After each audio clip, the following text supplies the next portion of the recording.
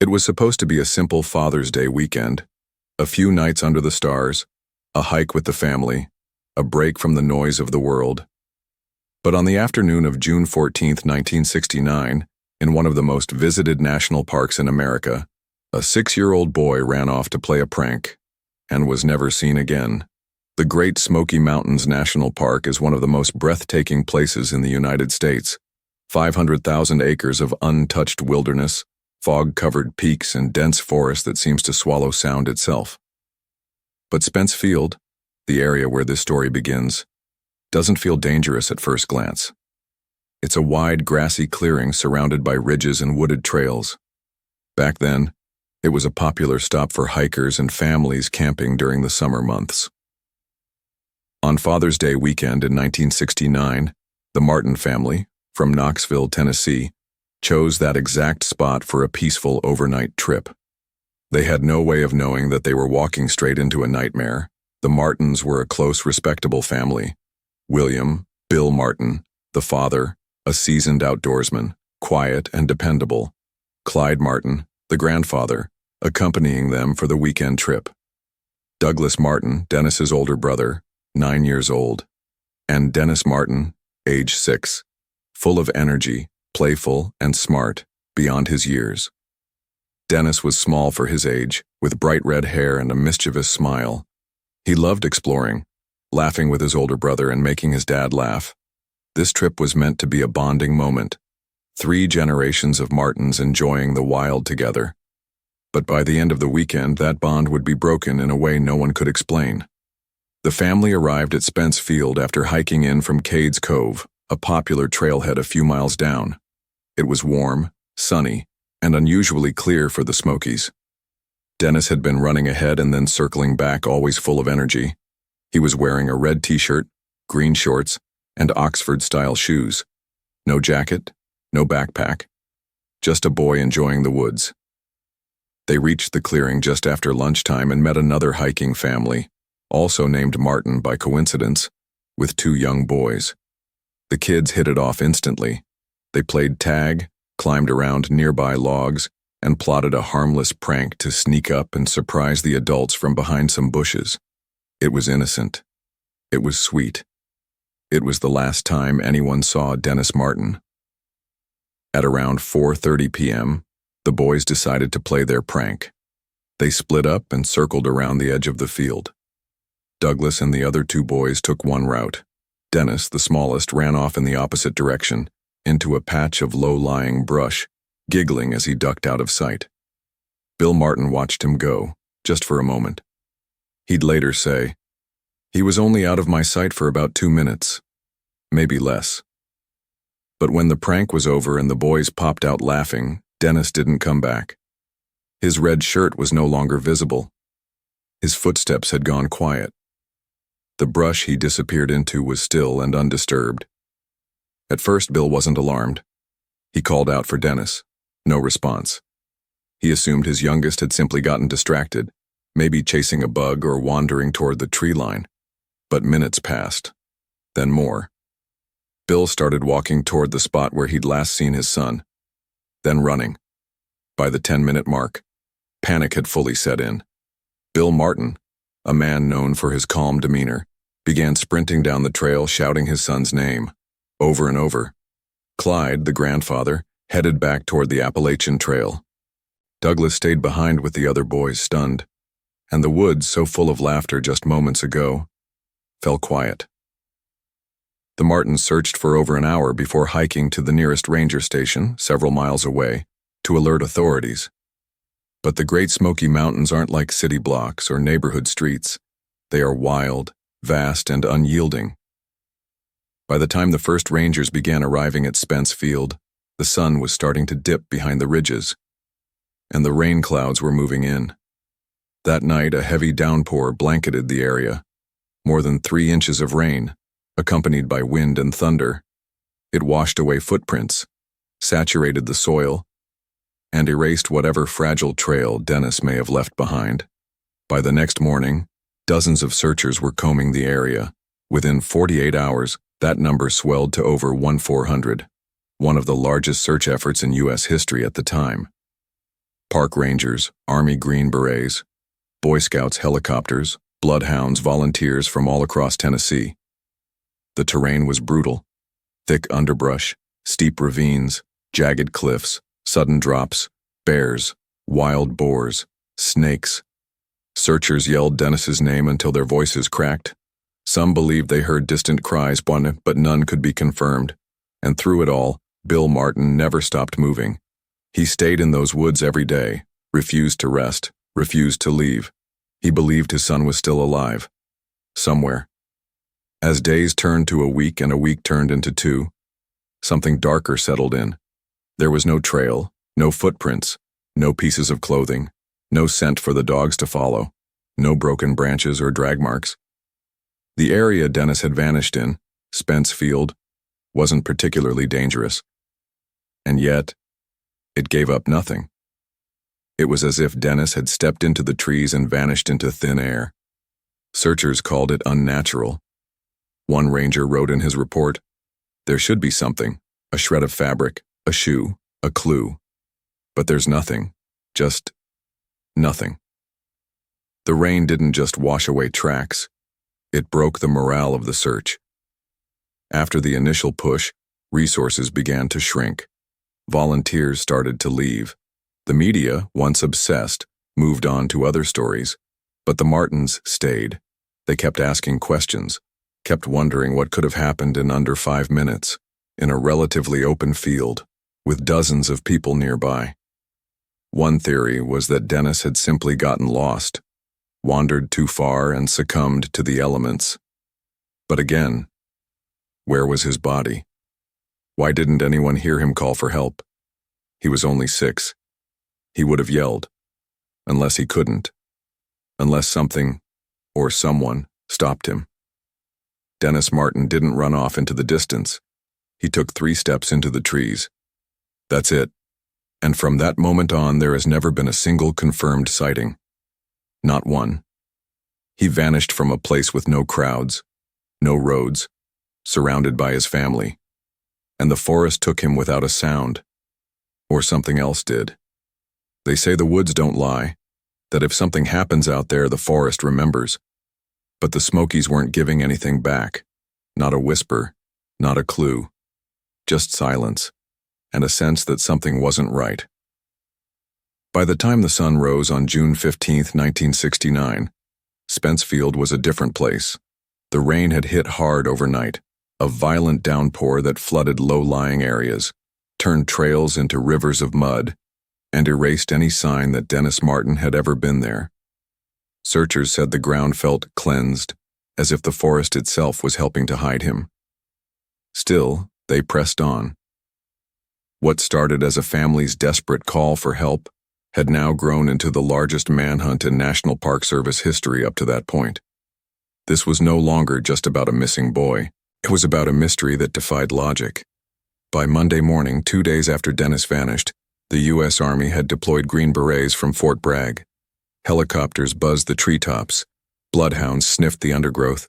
Search and rescue teams, some with maps and radios, others with nothing but boots and instincts, spread out in 5-man units, fanning across 56 square miles of wilderness.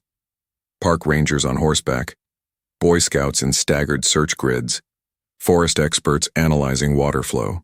The ground was marked with flags, ribbons, GPS tags. Every creek bed, ravine, bear cave, and deer trail was explored. And yet, nothing. One of the most disturbing discoveries, or rather, lack of discovery, was this. There were no tracks. Searchers expected to find Dennis's tiny shoe prints near the brush line, or some sign that he'd run or crawled or even been dragged. But the only tracks they found belonged to adults and searchers. No child-sized prints, no dragging patterns, no torn branches, no disturbed soil that matched where Bill Martin had seen his son vanish. The dogs, known for tracking weeks-old scent trails, kept coming up blank. They sniffed Dennis's clothes, his pillow from home. They circled the area, then stopped, like he had simply disappeared. Ironically, the massive search effort may have worked against itself. With over 1,400 people stomping through the area, It became harder to tell what was fresh and what had been disturbed. Scent trails were overwhelmed, boot prints layered on top of each other. If Dennis had left a trail, even a weak one, it was now buried beneath thousands of footprints, human sweat, and mechanical noise. Some experts later said the Green Beret deployment hurt the investigation more than it helped. But by then, it was too late. 7 days after Dennis disappeared, frustration boiled into fear. The Martins had camped out on the mountain during the first week, refusing to leave. They clung to the hope that Dennis would be found alive, tired, scared, but alive. But after a week of no clues, that hope began to fade. One ranger described it like this: "You go from searching for a boy to searching for a body, and you never forget the moment that shift happens." Then, 8 days into the search, a lead came in, and it would become the most chilling moment in the entire case. That weekend, a man named Harold Key came forward. He'd been hiking with his family roughly 6 miles from Spence Field, near Rowan's Creek, in the western part of the park. Harold said his young son had pointed out something strange. They had seen, and heard, a scream in the woods. Then, moments later, they saw a man running through the trees. He was dirty, disheveled, wearing dark, ragged clothing, and he was carrying something over his shoulder. Harold's son said, "Dad, that man's hiding from us." The Keys dismissed it at the time, thinking maybe it was a poacher or someone evading the park rangers. But when they returned home and heard about Dennis Martin on the news, Harold realized what he might have seen. The problem: the sighting was about 6 to 7 miles away, as the crow flies, from where Dennis vanished. Authorities initially dismissed the report, claiming it was too far, that Dennis couldn't have covered that much ground in such little time, especially through such rough terrain. But some experts disagreed. They said that if someone had taken Dennis, that distance could easily be covered in 2 or 3 hours. And then there was the scream. The Key family said they heard a child scream just before the man appeared. That detail stuck, because it matched the timeline, and it didn't make sense. The involvement of U.S. Army Green Berets is one of the strangest parts of the Dennis Martin case. They weren't just support. They had their own base camp, separate from the park rangers. They did not communicate directly with local law enforcement. They refused to share their findings. And when asked about their presence years later, the U.S. Army denied official involvement. To this day, no one knows why they were there, or what they found, or if they were following a different theory altogether.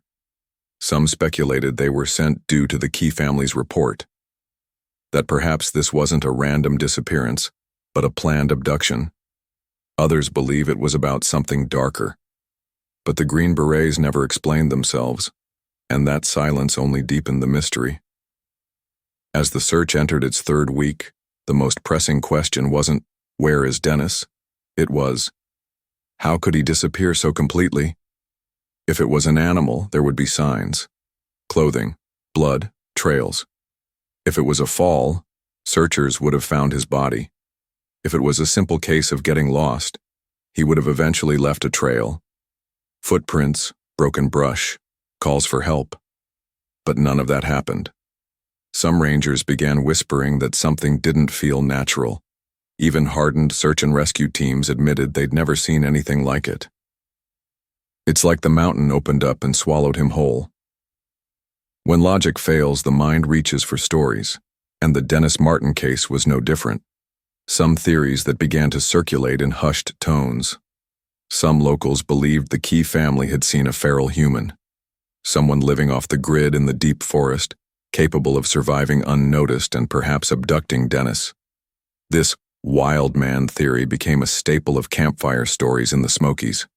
No one was ever found, but the image of a dirty figure sprinting through the trees, it never left people's minds.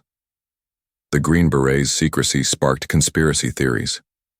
What were they really searching for? Some believed the military knew more, that they had detected something, someone, or some presence, and they weren't sharing. The theory is thin on evidence but heavy with suspicion, because if the government was hiding something, what could it be? Whispers of creatures, portals, or Off-the-map anomalies occasionally surface in online discussions about Dennis Martin. Most dismiss them as fiction, but it's a sign of just how far people are willing to go to make sense of the senseless, because nothing else fits. Through it all, Bill and his wife never stopped hoping. They sat through every press conference, every search update, every false lead. Bill returned to the mountains for years after the official search ended, walking the trails, calling his son's name, scanning the tree line with binoculars. He never gave up, and he never stopped believing his son had been taken. In his final interviews, he said, "Something took him, something got him, but I'll never stop looking." The forest is quiet again now. The search teams are gone. The ribbons have rotted away. But somewhere, beneath the branches and brush, the question still echoes. How does a 6-year-old boy vanish in a clearing full of people? The mountain woke up when Dennis disappeared, but it never gave him back. In most disappearances, you're chasing something. A dropped shoe, a torn piece of fabric, a trail of breadcrumbs, literal or metaphorical. But in the disappearance of Dennis Martin, you're chasing a vacuum, a perfectly clean erasure. And in that kind of silence, logic breaks down. By the third week of the search, the Great Smoky Mountains were covered in flags and GPS markers. The search effort had become surgical, detailed, gridded, methodical.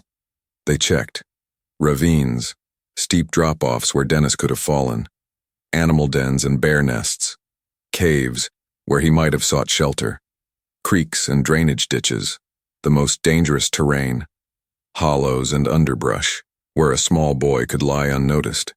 Hundreds of miles were walked on foot. Still nothing. One ranger said, "We searched so thoroughly we found the skeleton of a hiker who'd been missing since the 1930s.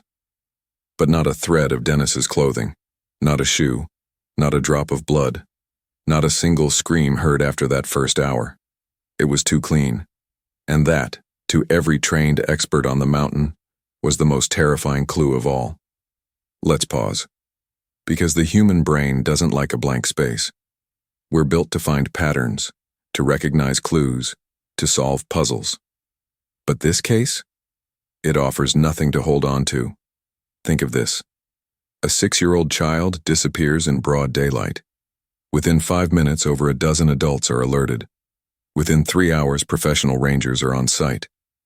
Within 24 hours, the U.S. Army is involved. Within 72 hours, helicopters and bloodhounds are flooding the woods. And yet, in 54 years, not one confirmed trace has ever surfaced. That's not just rare. That's statistically almost impossible. Some experts floated a theory early on: a bear attack. The Great Smoky Mountains are home to over 1,500 black bears. It's plausible. But wildlife trackers shut it down quickly. Here's why. A bear attack is loud. There's growling, screaming, struggle. It's messy. Bears don't drag prey silently. They tear. They leave hair, blood, trails, disturbed soil. They don't carry children away over 6 miles without leaving a trace. Same goes for bobcats or coyotes. While dangerous, they don't match the speed, silence, or distance needed to explain Dennis's disappearance. Plus, the other children were only yards away. So were the adults. If an animal had attacked, someone would have seen or heard it. But no one did. Dennis was 6. Small for his age, no gear, no water, no food. He was wearing Oxford dress shoes, not hiking boots. Even if he wandered in the wrong direction, his range of movement would have been limited. Experts mapped out every possible path a child that age could take in an hour, 2 hours, 5. They searched all of them, and then some. And yet, nothing. It was as if the mountains swallowed him outside the laws of reality. Let's go back to that strange sighting. Harold Key, a Knoxville man, and his family were hiking near Rowan's Creek, roughly 6 miles southwest of Spence Field, when they heard a scream, then a rustling, then a man running through the forest, dirty, wearing dark clothing, and carrying something limp over his shoulder. Harold's son said the man was hiding from us. The family originally thought nothing of it, But when they got home and saw the news, the pieces clicked. They contacted the FBI. And here's where things get strange. Despite the urgency, the FBI waited days to follow up. And when they finally interviewed Harold Key, they made no effort to connect him with the Martin family.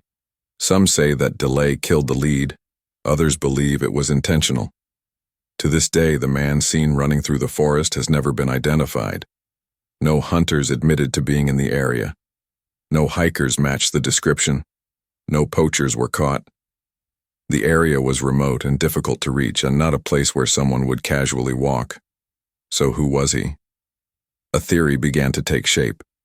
That a stranger had lured Dennis away, or grabbed him when he wandered too far, and disappeared into the forest with him. The Key family's story wasn't perfect. The location was miles from Spence Field, but it wasn't impossible. If the man had a vehicle nearby, if he knew the terrain, if he planned it, he could have been long gone by the time the first helicopter lifted off. Let's talk about the Green Berets again. They didn't behave like a typical rescue team. They refused to brief local rangers. They didn't coordinate directly with park staff. They even brought specialized gear that seemed out of place for a child search. And then, they vanished. Some rumors suggest they found something. Others say they were tracking something, not necessarily a person. What we know is this: they never released a report, and they've never explained why an elite combat unit was flown in for a missing 6-year-old. Years later, when asked under FOIA requests for documentation on their deployment, the military response was, "No records available." That silence? It only fueled more fear.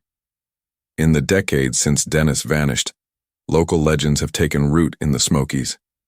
Rangers and hikers have reported screams in the distance with no source, shadows moving in areas long thought abandoned, strange rock formations that shift between visits, old cabins in remote parts of the park, some with chains inside, wild people living off-grid, leaving no sign of passage. To many, these are just ghost stories. To others, they're the only explanations left, because if logic fails, maybe myth is all that's left. The FBI closed its active involvement in Dennis's case after just a few weeks. No suspect, no resolution, no definitive theory. One agent off the record told a local paper, "It's not that we don't care. It's that there's nothing left to investigate." The Martin family never received an official final report. No formal theory was ever released. And so, the silence became permanent. Years turned into decades. Hikers continued to search side trails, ledges, and caves, hoping to stumble on a shoe, a bone, a shred of fabric. In 1985, a man came forward saying he had found a child's skeleton in Big Hollow, about 3 miles downhill from where Dennis was last seen. But he didn't report it at the time. Years later, when he returned with investigators, the bones were gone. Some believe it was a hoax. Others think he really did find something, and someone removed it. It was yet another dead end. The Martin family never recovered. Dennis's mother, Osi, reportedly struggled for years, unwilling to believe her son was dead, but unable to live as if he was alive. Bill Martin continued hiking the same trails until his body gave out. He passed away in 2014, having never received an answer. In one of his final interviews, he said, "If someone knows what happened, they've lived with it this long. I just hope they remember what it took from us." Hikers who visit Spence Field today say it's beautiful, peaceful even, but for some the place feels off. The birds go quiet suddenly, the wind stops without warning, and there's a feeling, heavy, lingering, that you're being watched. Rangers won't talk about it, but those who've worked search and rescue in the Smokies know something's not right in those woods. Some stories linger because of what they reveal.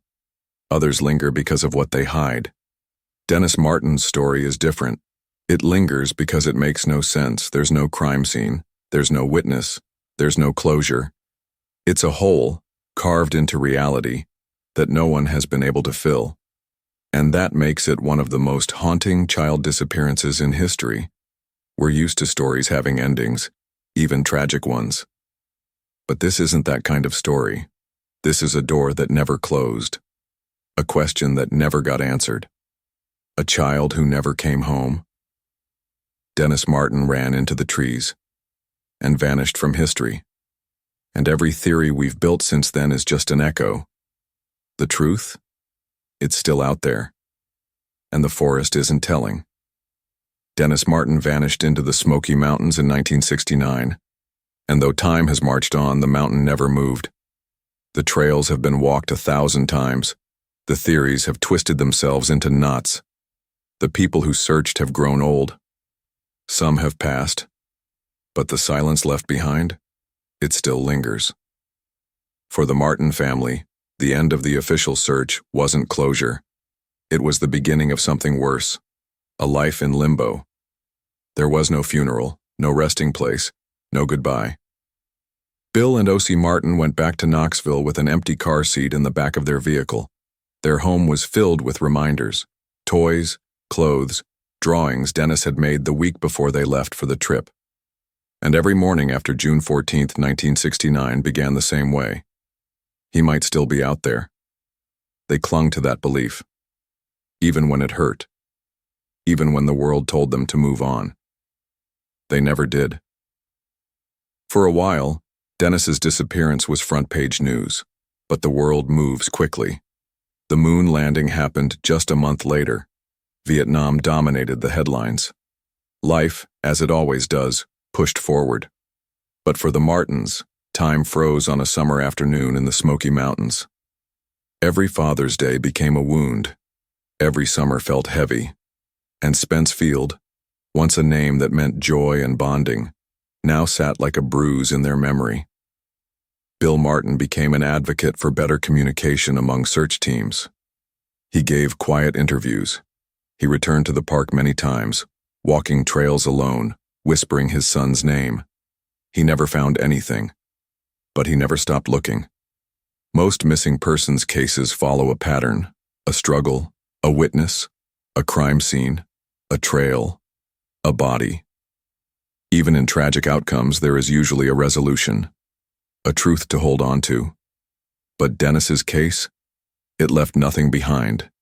And that makes it more terrifying than any headline. How does a 6-year-old child disappear in front of his family in broad daylight and leave no trace? That question has haunted park rangers, FBI agents, and thousands of amateur sleuths for decades.